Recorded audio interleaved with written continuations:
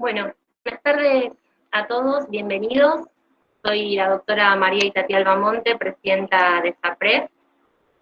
En el día de hoy, el doctor Jonathan Finkelstein va a realizar su disertación en relación a la preservación de la fertilidad en hombres. El doctor es médico urólogo, andrólogo y sexólogo, encargado de la sección de andrología y medicina sexual, servicio de urología del Hospital Rivadavia y CEMIC de la Ciudad Autónoma de Buenos Aires. Es andrólogo de Alitus y Pregna, es director del Centro de Salud del Varón y es ex coordinador del capítulo de medicina sexual de la Sociedad Argentina de Urología. Esta charla se está grabando. Luego nosotros la vamos a subir a nuestro canal de YouTube, nos encuentran como SAPREF. Además les recuerdo a todos que nos pueden encontrar en Instagram y en Facebook, ahí nosotros subimos todas nuestras actividades académicas. Y les quiero recordar que todas aquellas preguntas o consultas que quieran hacerle al doctor, por favor las dejen en el chat, vayan escribiéndolas en el chat, que al finalizar la presentación vamos a hacer un espacio para que puedan ser contestadas. Bueno, Jonathan, si querés, puedes empezar cuando quieras. Un minutito.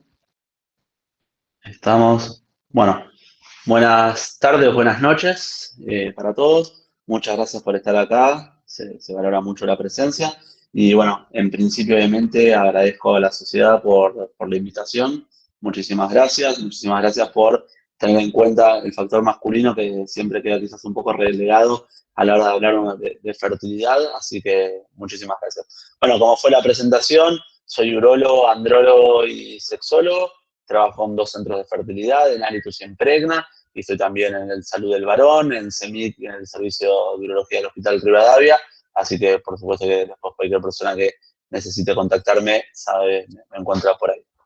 Bueno, ante todo, obviamente, a la hora de preparar la charla, siempre tiene un desafío importante, y más ahora con este tiempo de la virtualidad, que es totalmente abierto, que la convocatoria uno sabe que lo están viendo colegas de diferentes especialidades, y con el tema de fertilidad sabemos que también no solamente médicos, pueden haber embriólogos, biólogos, así que bioquímicos, así que bueno, la charla está preparada sabiendo esta diversidad del público que tenemos el día de hoy.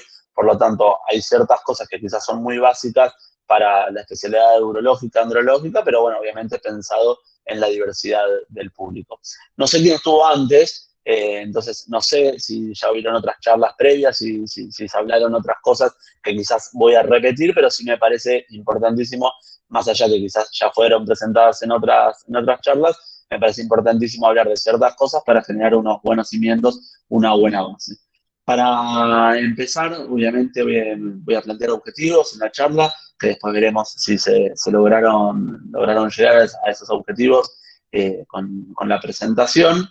Como objetivo general, a grandes rasgos, me gustaría reconocer que el que escuche la charla al final pueda reconocer la importancia de estar formados en el tema, poder ofrecer la oportunidad de la criopreservación a los pacientes, identificar los errores que cometemos habitualmente en nuestra práctica clínica y comprender las decisiones y propuestas que podemos llegar a plantear los especialistas a la hora de ofrecer diferentes caminos a los pacientes.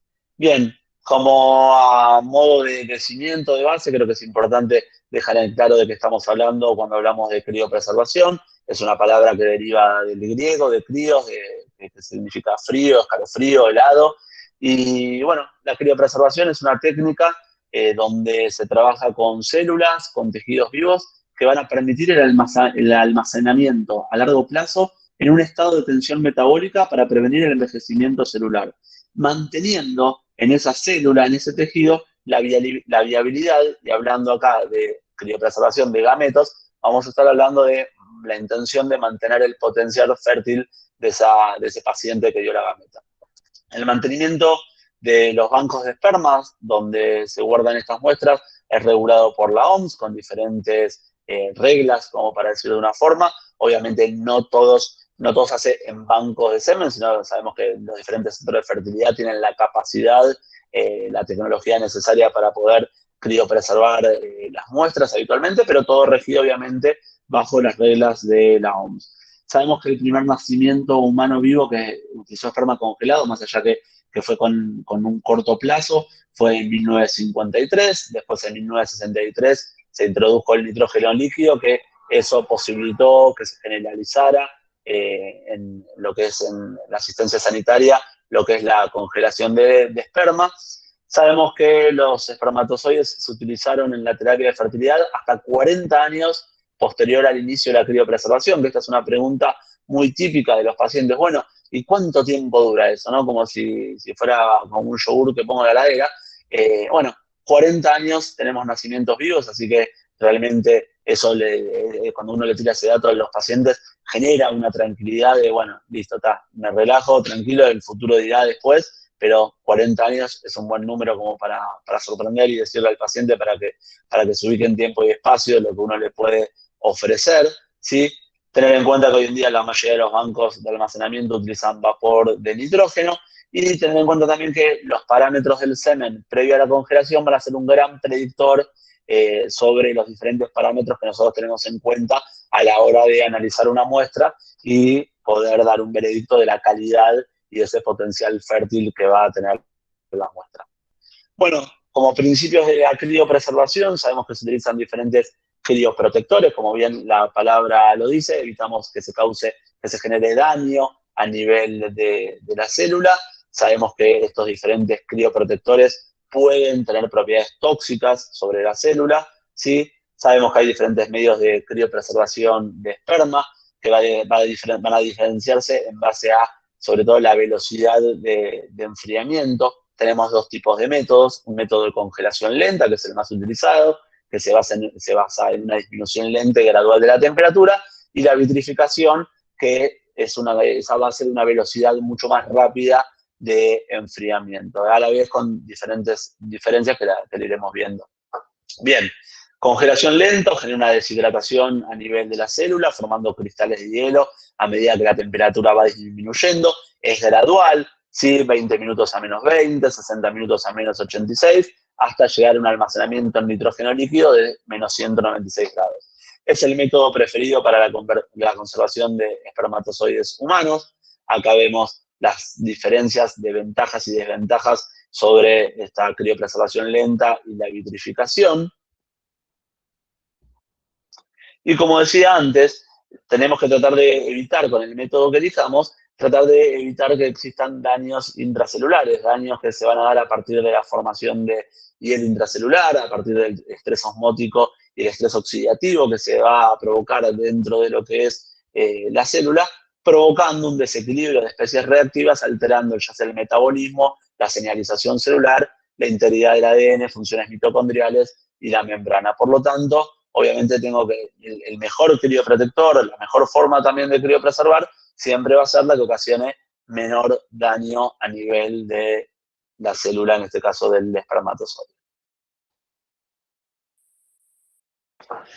Bien, sabemos que la motilidad es el valor más afectado por la criopreservación y por la descongelación, ¿sí? Se estima que los espermatozoides pierden entre el 25 y el 75% de la motilidad después de la descongelación. Y acá vemos los diferentes trabajos de esta revisión, cómo compara el espermatozoide congelado del espermatozoide fresco en relación a la movilidad. Naranja fresco, azul criopreservado.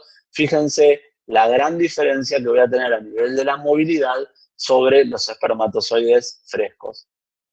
En esta revisión que presento acá, este cuadro me pareció muy bien resumiendo cómo se reportan los efectos de la criopreservación, y fíjense cómo la criopreservación no aumenta nada más allá del daño que puedo encontrar a nivel de la fragmentación o de la oxidación del ADN. Y sí, se genera una pérdida a nivel del volumen, de la concentración, de la motilidad, del total de los espermatozoides, cómo se afecta la morfología, y qué pocos trabajos, solamente 3, fíjense en relación a los que hay en disminución, fíjense que solo 3 trabajos marcan que no hay cambios a nivel de los parámetros. Con respecto al éxito de fertilización, Bueno, acá quizás son un poquito más parejos los valores. Tenemos algún que otro trabajo que muestra un mejor éxito en el 2015 con los espermatozoides criopreservados que con los espermatozoides en fresco, pero en la mayoría de los estudios vemos como en fresco sigue siendo la preferencia.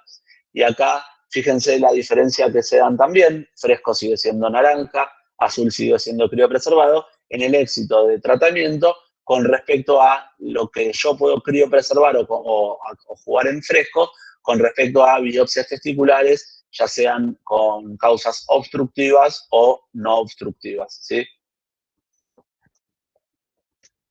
Y si no me equivoco, este es el último gráfico, el éxito de embarazo, ¿sí? A partir de muestra congelada y muestra criopreservada, excepto este trabajo del 2015 de Parque y colaboradores y este de Bigdan y colaboradores del 2016, todo el resto son bastante parecidos los resultados y siguen marcando una mínima tendencia superior con la muestra en fresco. Por lo tanto, la muestra en fresco nos sigue marcando que sigue manteniendo un potencial fértil siempre mejor que el espermatozoide congelado. Directrices para la preservación de fertilidad, ¿sí? Se fueron generando con el correr de los años. Este es un review que hace de las diferentes guías que hay y genera un muy buen resumen de cómo estas directrices se fueron generando desde el año, sobre todo 2005, se fueron formando estas pautas a nivel sociedad. En el 2005 la Sociedad Americana de Medicina Reproductiva publicó su primer tratado inicial, después la ASCO en el 2016 publica sus primeras recomendaciones formales que se fueron actualizando con el tiempo, las últimas son del 2018, y ESMO también, y diferentes otras sociedades de pediatría y la Red Nacional de Cáncer también, fueron empezando a generar sus pautas también, que como vemos acá, hay diferentes highlights, obviamente, para ver en las diferentes guías, pero todo lo que hablan estas guías es lo que voy a ir resumiendo con el correr de la charla. Consideraciones en cuenta para tener a la hora de criopreservar. Bueno, primero, previo al procedimiento médico, tener en cuenta que previo a los procedimientos médicos que van a afectar el potencial fértil de esos pacientes, yo tengo que considerar esa situación para ofrecer la criopreservación, ya sea enfermedades malignas o no malignas. Todo lo que yo sepa que puede llegar a alterar el potencial fértil, bueno, ahí se me quiere prender la lamparita y decir, upa, bueno, ¿qué va a pasar de acá al futuro? Lo tengo que ofrecer. Obviamente, los pacientes que van a donar esperma son pacientes que van a considerar la criopreservación. Después tenerlo en cuenta para parejas ausentes. Parejas ausentes nos referimos, por ejemplo, a temas laborales, por ejemplo, pacientes que se van al mar 3 meses, que son marinos, son militares, por ejemplo. Bueno, tener en cuenta eso y a la vez tener en cuenta el estrés de la recolección de semen, ¿sí? Muchos pacientes quizás a la hora de tener que dar la muestra tienen un estrés, uno ya tiene a la pareja preparada para pasar para la punción y llegan noticias desde el instituto, desde el baño, desde el lugar donde tienen para sacar la muestra que está costando sacar y la pareja ya se aplicó la medicación, ya tiene el horario de punción y no tenemos muestra de semen. Entonces, para evitar ese tipo de situaciones, muchas veces se puede ofrecer la criopreservación previa y nos va a favorecer, obviamente, para el tema de la sincronicidad con respecto a la punción y la ovulación femenina. Después tener en cuenta que se le puede ofrecer a los pacientes pre-vasectomía, ¿sí? Pacientes que se van a realizar la vasectomía. Algunos pueden llegar a tener una duda, obviamente, ahí entra la discusión si la vasectomía es para ese paciente, pero la opción de congelar espermatozoides es una buena opción. Y pacientes previo a una cirugía transgénero o hormonización, que ya lo vamos a ir viendo con el correr de la charla. Bien, acá este trabajo que desarrolla todo lo que es la fertilización, la preservación en la parte masculina, y vamos a empezar a desarrollar, sabiendo con estos datos, que en Estados Unidos el 9% de los diagnósticos de cáncer se dan en menores de 45 años y el 1% en menores de 20. Y la tasa de supervivencia sabemos que fue mejorando con respecto a los años, duplicándose y hasta triplicándose en relación a 30, 40 años atrás. Sabemos que la edad para lograr la paternidad fue creciendo con el tiempo y hoy en día hombres mucho más grandes, hombres de 50 años, por ejemplo, deciden ser padres de 60 años, de 70 años. Entonces, tener en cuenta que no solo también la maternidad se fue retrasando, sino que la paternidad también, ¿sí? Y tener en cuenta que un criterio importante de valoración conjunta de la supervivencia del cáncer es poder mantener ese potencial fértil para después del tratamiento. Entonces, uno quizás plantea que tiene por una vía el tema oncológico, por otra vía el tema de la fertilidad. Bueno, en algún momento, más allá que quizás hoy no lo puedo ver, quizás más adelante del camino, esas vías se van a juntar. Entonces, no solamente focalizarnos en el norte de lo oncológico, sino tener en cuenta, obviamente, también la parte de fertilidad, teniendo los reparos, que lo vamos a ir viendo con el correr de la charla, de, obviamente, no retrasar ningún tratamiento oncológico. Bien, y haciendo ahora sí bien hincapié en la parte oncológica, tener en cuenta que con el avance de las terapias de reproducción asistida se permitió la concepción de muchos pacientes con condiciones de infertilidad que previamente nunca hubieran podido llegar a ser padres. Se lograron mejores resultados en el tratamiento del cáncer mediante la utilización de quimio, de rayos y de cirugías. Por lo tanto, tener en cuenta todos esos tratamientos, el potencial daño que puede causar en esos pacientes. ¿Sí? Mejoramos por un lado, pero a la vez, más allá de que muchos se van perfeccionando, muchos siguen siendo agresores para los testículos y las gametas masculinas. Entonces, a la hora de tener un paciente delante que tiene el diagnóstico, por ejemplo, de un proceso oncológico, la mejor seguridad que yo le voy a poder dar a ese paciente, el mejor seguro que le voy a poder dar a ese paciente, es el manotazo ahogado de intentar preservar la fertilidad previo a cualquier tratamiento que se le proponga. Y uno, si va a las guías de la ASCO del 2002, va a encontrar que el 91% de los oncólogos encuestados están de acuerdo con estas pautas, pero menos de la mitad lo discuten con los pacientes, ¿sí? Entonces, más allá que yo creo que con el tiempo fueron cambiando estos números, hoy están mucho más presentes, creo que impacta al ver desde dónde empezamos. Entonces, lo que busco quizás poniendo este trabajo del 2002 es justamente eso. Bueno, ojo, fíjate cómo nos podemos ir con la vía mirando para adelante y perder en esa vía el camino y la posibilidad de que a la hora de que esa vía se junte con la fertilidad, ese paciente no tenga la posibilidad el día de mañana. Entonces, hay que tenerlo realmente presente esto. Y a la hora de criopreservar se nos va a generar siempre una línea muy importante en los pacientes prepúberes y en los pacientes ya que pasaron por la pubertad, ¿sí? Esto lo voy a ir desarrollando también a medida que vayamos en la charla, vamos a entrar a ver un poquito más en detalle algunas cositas, pero tener en cuenta que el inicio de la pubertad es fundamental para el éxito de la criopreservación. Al menos un desarrollo de Tanner tipo 2, volumen testicular mayor a 10 centímetros cúbicos y una actividad seminal nocturna van a ser ciertos patrones que me van a dar a mí a la hora de tomar la decisión si a ese paciente le voy a ofrecer buscar una muestra con eyaculado. Bueno, voy a tener en cuenta esto en esos pacientes border que quizás hasta no eyacularon nunca, pero hay diferentes estudios que marcan que se encontraron espermatozoides en orina, por lo tanto, quizás le puedo ofrecer a ese paciente la posibilidad de tomar la muestra de eyaculado, que obviamente va a ser menos invasivo para ese paciente. El efecto del cáncer sobre la fertilidad masculina sabemos que se puede dar debido a los efectos directos de la enfermedad. Sabemos que algunos pacientes van a mostrar subfertilidad previo al tratamiento oncológico. Si yo le hago quizás un espermograma a un paciente con el diagnóstico a un paciente de un tumor testicular, por ejemplo, y digo, bueno, a ver, mañana le hago la arquectomía y estoy en un centro que hoy puedo buscar y hacer un espermograma para intentar criopreservar. Quizás ese espermograma me va a venir azospérmico, ¿sí? Porque el propio daño que genera la neoplasia maligna a nivel sistémico ya puede afectar también el testículo contralateral y ese mismo testículo también, obviamente, todo lo que es el eje. Por lo tanto, tener en cuenta que no necesariamente va a ser el tratamiento oncológico lo que le genere la infertilidad a ese paciente, sino que ya lo traía puesto con el cáncer, ¿sí?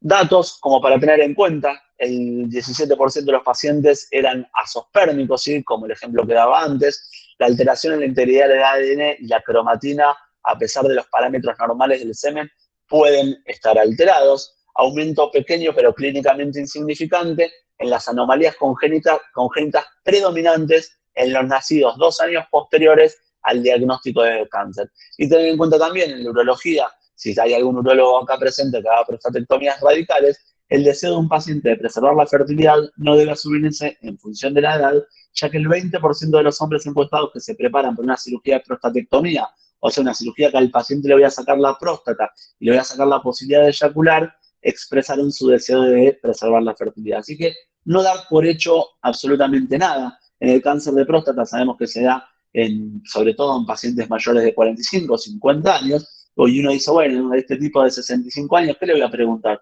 Bueno, quizás ese hombre de 65 años tiene una pareja joven y quieren tener un hijo más adelante, entonces tenerlo en cuenta.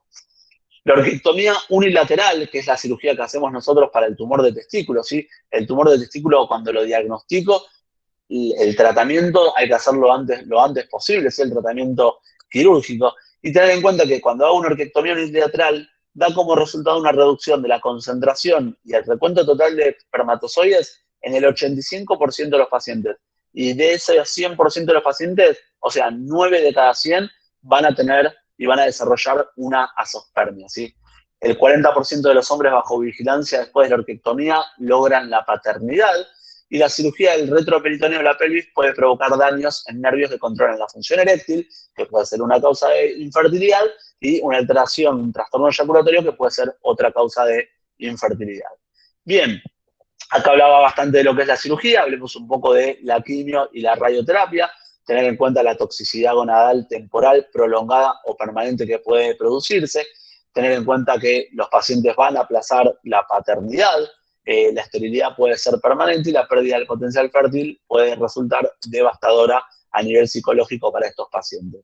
Nosotros sabemos que la espermatogénesis se da alrededor entre 72 y 73 días. Sabemos que hay una evolución temporal de la pérdida de producción de espermatozoides cuando se someten a tratamientos como radioterapias o quimioterapias.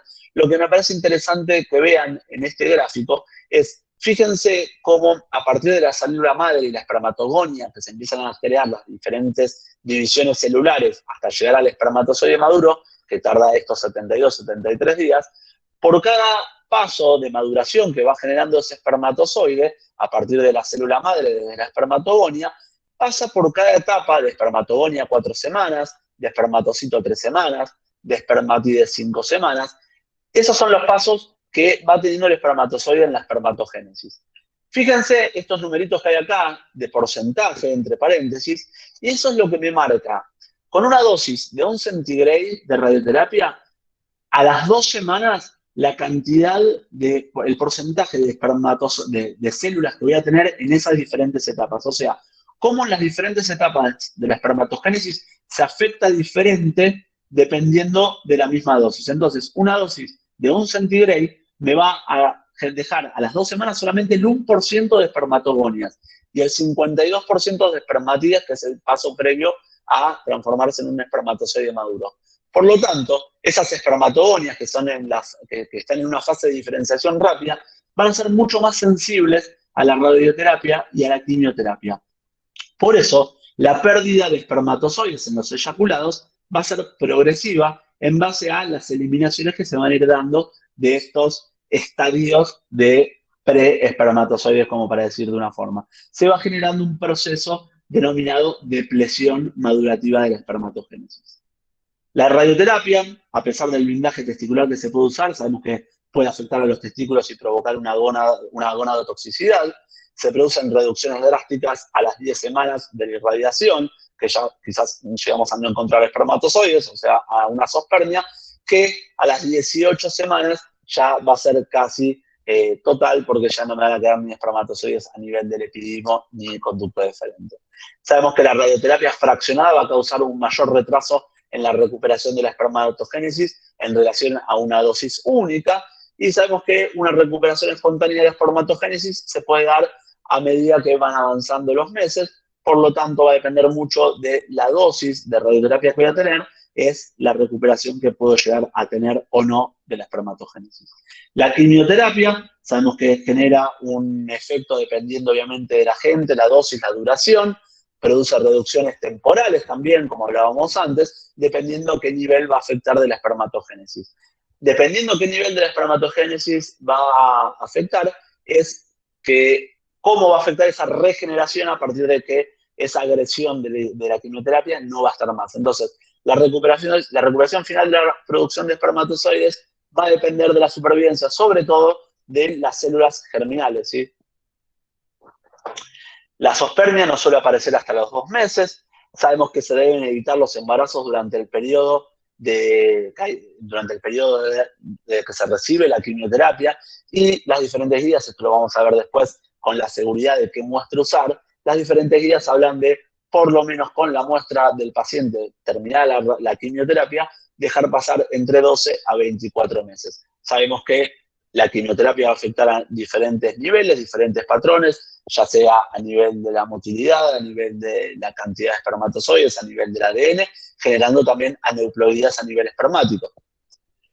Sabemos que los agentes alquilantes son los más tóxicos e inducen la zoospermia, persisten en el 25% de los hombres a 5 años después del tratamiento. Por lo tanto, esos pacientes van a tener una zoospermia prolongada probablemente. En los pacientes jóvenes, sobre todo, que usan en lo que es linfomas o leucemias, el complejo ABVD, sabemos que logran una recuperación del 90% a los 24 meses, y el complejo B, usado mucho en lo que es el tumor de testículo, sabemos que hay una recuperación de la normospermia habitualmente en el 50% de los pacientes a los 24 meses. En algunos puede generar una zoospermia, por lo tanto, no confiarse en los pacientes que hacen ABVD, no confiarse en los pacientes que hacen BEP, tratar de ofrecer la criopreservación. Preferible tener problema de qué muestra usar a no tener muestra después.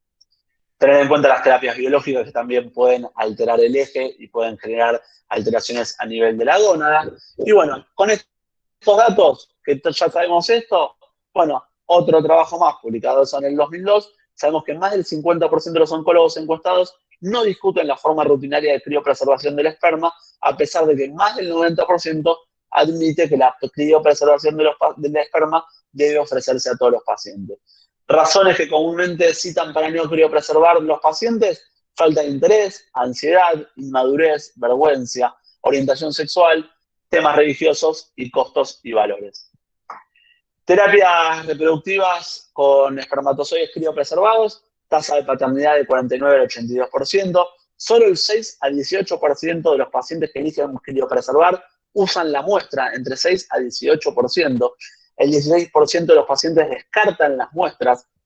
Tasas de embarazos y nacidos vivos con inseminación intrauterina entre 8 y 3%, un número bastante acorde a lo que estamos hablando de población general, y tasa de embarazo del 26% y una tasa de nacidos vivos del 36%, utilizando espermatozoides criopreservados para un ICSI. Por lo tanto, vemos que las tasas son bastante buenas de resultados. ¿Y qué espermatozoide le puedo dar a un paciente? ¿Qué puedo buscar en un paciente que pasa a tener una azospermia prolongada, o sea, que no tengo espermatozoides a nivel del eyaculado con el correr de los años? Bueno, la biopsia testicular o biopsia epidimaria es una buena opción. Sabemos que hay pacientes que quizás tienen una hipospermatogénesis a nivel del testículo y en el eyaculado no lo veo reflejado, pero si caigo sobre ese foco espermatogénico a nivel testicular, voy a poder recuperar espermatozoides para usar luego en un tratamiento. Acá vemos un par de datos. La charla queda grabada, así que después cualquier cosa de eso lo pueden ver más detenidamente. Tener en cuenta la opción que tenemos los andrólogos y urólogos de hacer una oncotese, o sea, en un paciente con un tumor testicular que no ocupa todo el testículo, puedo trabajar sobre el resto del parénquima testicular que impresiona macroscópicamente sano, como para buscar una recuperación espermática, o puedo también ir al otro testículo a tratar de buscar espermatozoides, ¿sí? Este es el concepto de oncotese que hay que tener en cuenta, y obviamente que hay que trabajar en equipo con los biólogos cerca o en un centro cercano que pueda mandarle la muestra por lo menos como para darle mayores chances al paciente. Bueno, y ahí después, con todo esto de los espermatozoides congelados, con toda la supervivencia que tienen los pacientes, se nos generan dilemas, ¿no? Pacientes que recuperan su espermatogénesis, que son pacientes que quizás criopreservaron, ¿qué muestra voy a usar después de ese tratamiento oncológico? Y bueno, este trabajo que fue presentado en el de ACRM, en la revista, si no me equivoco, fue en el año 2015, la determinación de la seguridad reproductora en varones durante y después del tratamiento de cáncer.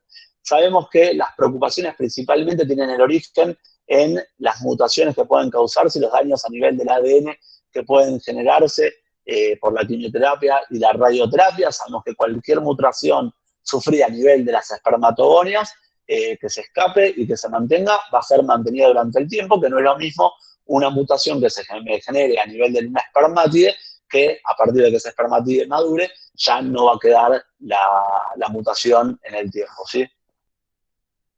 Métodos de evaluación para los pacientes a la hora de tener que estudiar a pacientes que recuperaron la espermatogénesis. FISH y Tunnel son nuestros aliados para la detección de las aneuploidías y para cuantificar el daño a nivel de la fragmentación de ADN. Tenemos que tener en cuenta la contaminación seminal que se puede producir a nivel de la quimioterapia, el miedo a pasarle a la pareja en el plasma seminal y el miedo a pasarle al embrión a alguna mutación. Tener en cuenta que no se establecieron los niveles de exposición umbrales para la inducción de efectos teratogénicos.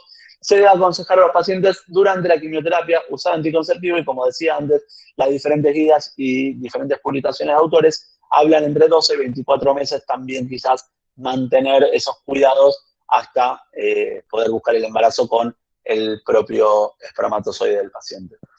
Otro trabajo interesante que me pareció traer es este, me gustó mucho el título, Ice Age. La verdad que sabemos que la criopreservación hoy en día se está usando mucho a nivel femenino, ¿sí?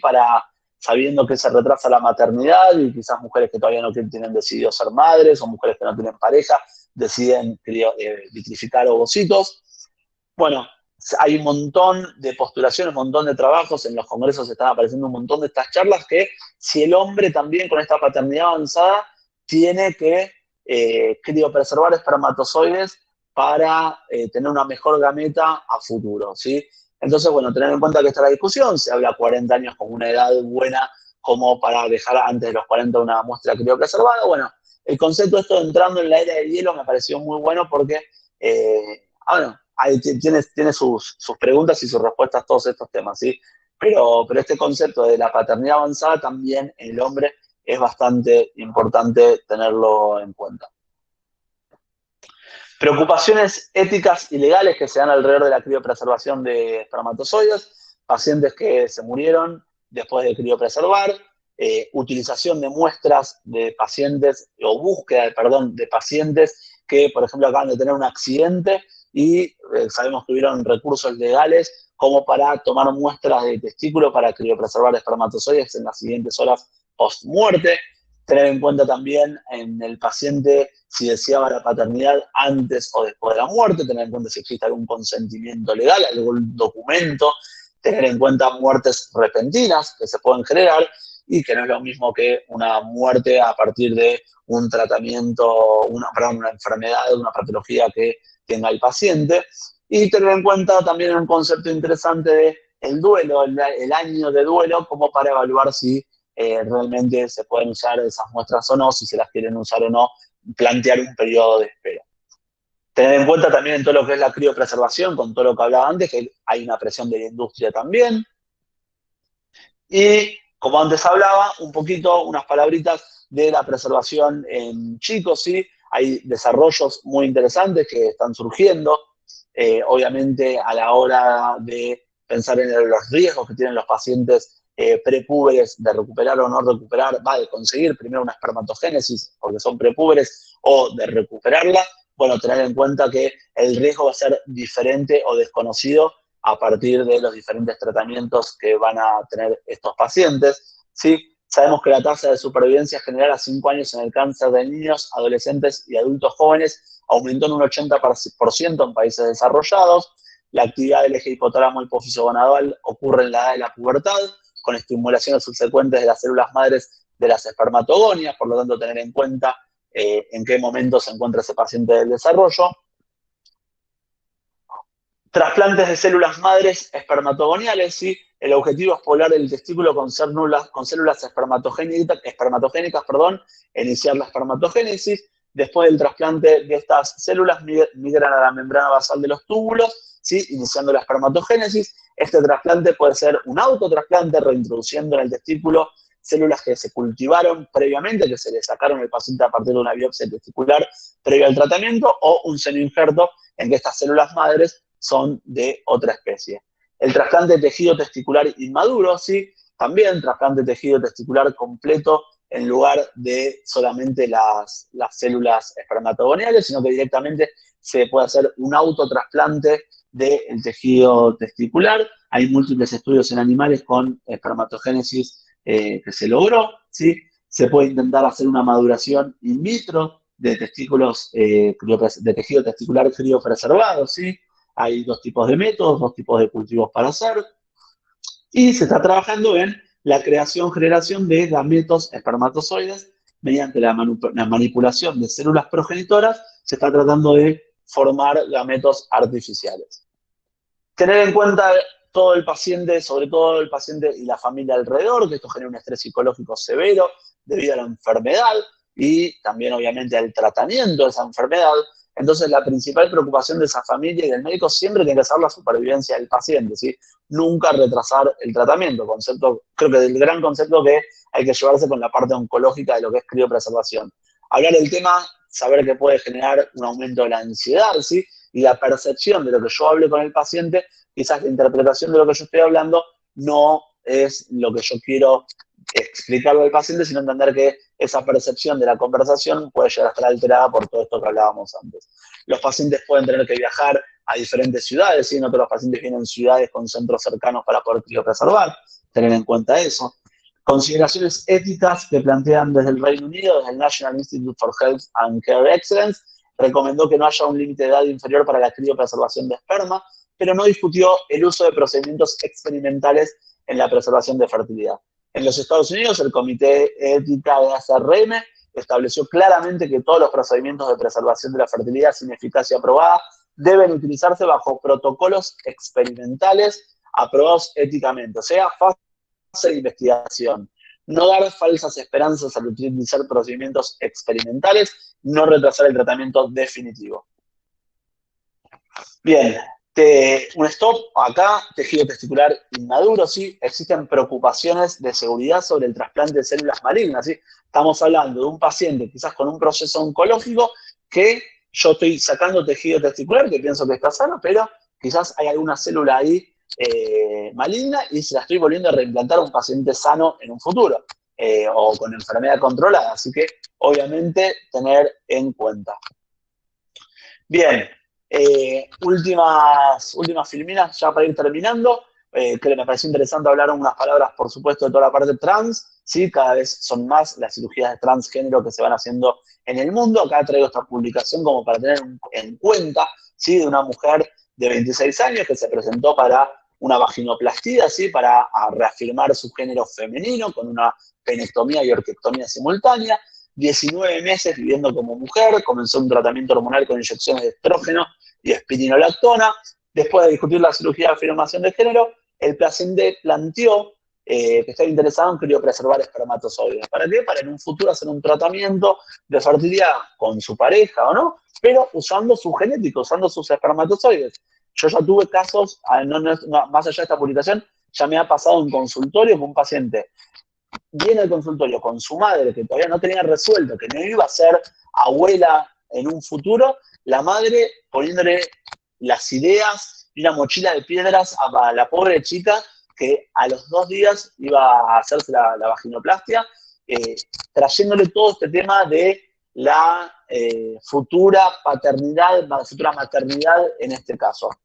Entonces, cada vez van a ser más estos casos, ¿sí? Y en este paciente, tener en cuenta que 2 meses previo a la cirugía se le indicó que suspenda la hormonización que estaba haciendo, se le dio FSH, se le dio clomifeno y a las 6 semanas hubo una recuperación.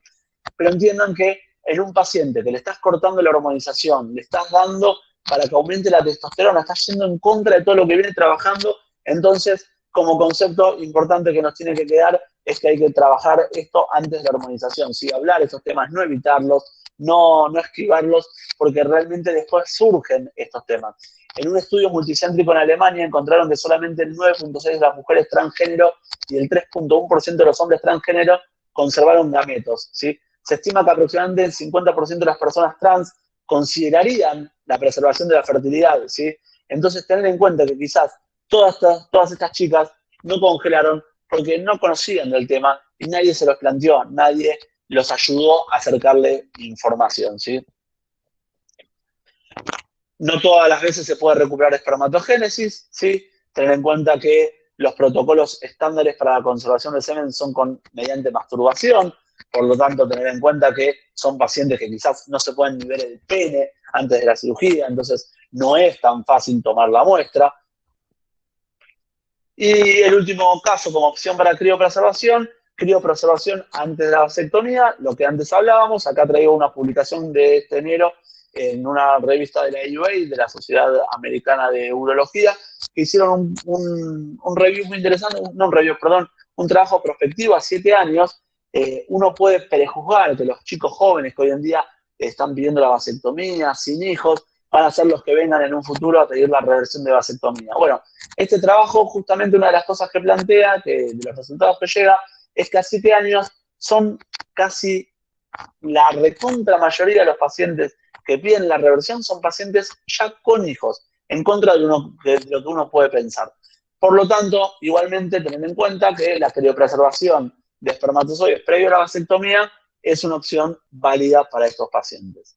Bien, este último grafiquito, lo que más me interesa que quede es saber, tener en cuenta, referir al especialista. Cuando tengo dudas de que puedo llegar a ofrecerle a ese paciente, bueno, quizás yo no tengo el trabajo en equipo ya preparado en el lugar donde estoy, bueno, saber tener en cuenta a alguien para pasarle a ese paciente, para que pueda asesorar bien a ese paciente, analizar después si es prepuberal o postpuberal para ver qué es lo que le puedo ofrecer, ya sea oncotese, como dije antes, electroeyaculación, vibración de pene, quizás un paciente necesita inhibidores de la fosfodiesterasa para lograr la erección, quizás es un paciente que necesita la biopsia. Bueno, tener en cuenta el caso.